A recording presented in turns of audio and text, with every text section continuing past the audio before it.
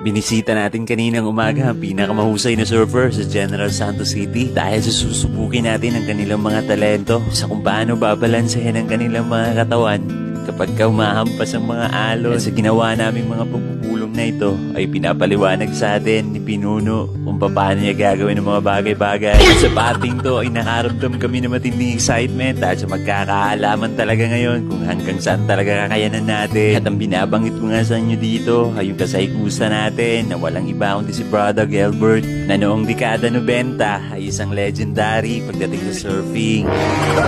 Oh, okay. Kompleto. Kompleto. Ang surfing. Oh, short. At napagpasyahan nga natin dito na mag-skimboarding na lang muna tayo ngayon dahil sa wala pa tayong GoPro na ipangkukuha ng video. Let's go. Kaya naman di rin sila nakapagpilit sa huli dahil hindi rin naman maaaring magkasya kay Puti yung malaking board na pang surfing. At sinicure na nga dito ni Pinuno yung board na maliit dahil siya daw ang bibira nito para magpakitang hila sa atin. At nung aktong makapaghanda na tayo ay nagtuloy-tuloy na tayo dito kasama ang mga kasaykusta natin. Patirik ng araw nang binabaybay namin ang papunta ng dako ng gagawing aktibidad para sa isang tree planting. At habang bumibiyahe kami dito, ay naririnig kong kumukulo na yung bituka ng ating mga kasaykusta dahil sa hindi pa pala tayo nag-aagahan. At dahil nasa nakaramdam ng matinding gutom ang mga kasaykusta natin, kaya minarapat muna natin dito ang dumaan sa bibingkahan. At napakasarap naman talaga ng mga bibingka nila dito. Maliliit lang at napakalambot. Saktong-sakto lang na hindi mo talaga pagsasawaan at mainit-init pa. At isa nga ito sa paboritong baunin ni Commander tuwing bumibiyahe kami. Pinaligpit. At dahil na naman sa na-overwhelm tayo dito dahil sa sobrang excited natin sa pagligo ng dagat, kaya tuloy naligaw kami dahil sa yung gagawin naming skimboarding na isang side trip lamang mula doon sa pinaka-main point o pinaka-main event na gagawing activity na ito, ay yung church activity ng mangrove planting. Guys, asang ano na to, ano eh? Lumabas na yung mga kasama natin. Na matapos nating makapagtanong-tanong at hindi tayo masagot kung saan talaga ang dako at destinasyon natin, ay kumontak tayo ng mga kaibigan dito. At sa wakas ay nakabalik na kami sa tamang daan kung saan ito talaga yung pinaka-purpose ng activity na to, yung makatulong tayo sa mga komunidad natin sa pamamagitan ng ganitong mga clean-up drive at pagtatanim ng mga binhi ng mangroves.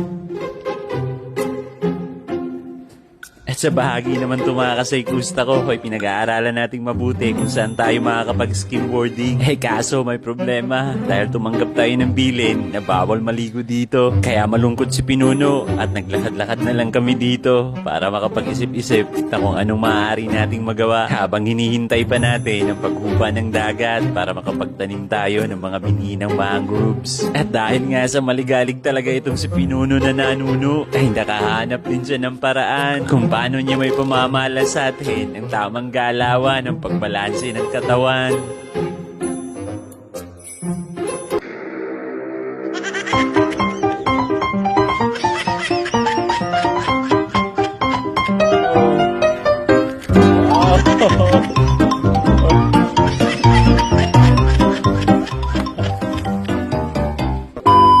At nang aktong humupa na nga ang tubig dagat na pwede na tayong makapagtanim, ay kumuha nga tayo dito ng mga binhi ng mangroves na buhay para matiyak talaga natin na mabubuhay ito. Ay nakinig tayo ng maigi sa mga instructions ng sangay ng gobyerno na mga eksperto sa pagtatanim nito. At hindi lamang yun, may mga gabay pa tayo sa palibot natin para mabantayan tayo kung tama ba yung paraan ng ating pagtatanim.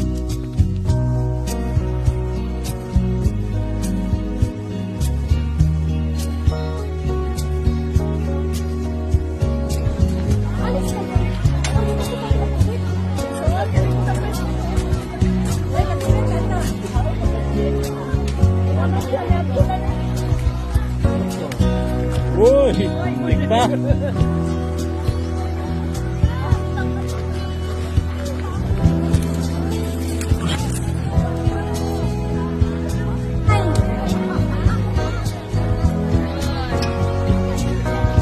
Pagkatapos naming magawa ang mga bahagi namin, ay nagsikain na kagad tayo dito. And that's for today's video mga kasaygusta ko. Hanggang sa muli natin pagkikita, Ito ang inyong lingkod, Cyclos Heart.